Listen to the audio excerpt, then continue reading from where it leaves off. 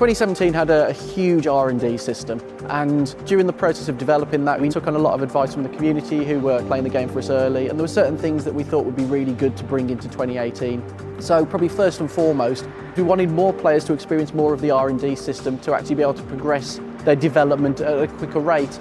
So we've made significant changes to the pricing structure.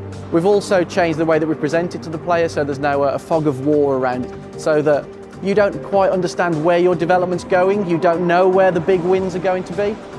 This year we've added ERS to the cars, and that's another area of the car that the player can also look to upgrade. And with multiple components building an ERS system in a Formula One car, again, it adds even more variation to the things that the player must consider.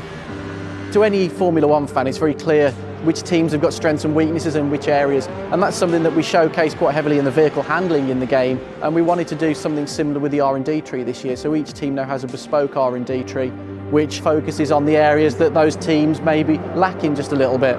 Something that we've brought in this year is it's something that's very inspired by what happens in the sport, and that's a rule change. Regularly in Formula One, so every sort of 4 or 5 years, there's a significant rule change, and the teams have to readdress how they build their cars and change things quite significantly. And that's something we wanted the player to experience, with obviously the key gameplay mechanic from that being, you start the next season, first race at Melbourne, you don't know where the other teams are going to be. And that's amazing to see that reset in the performance.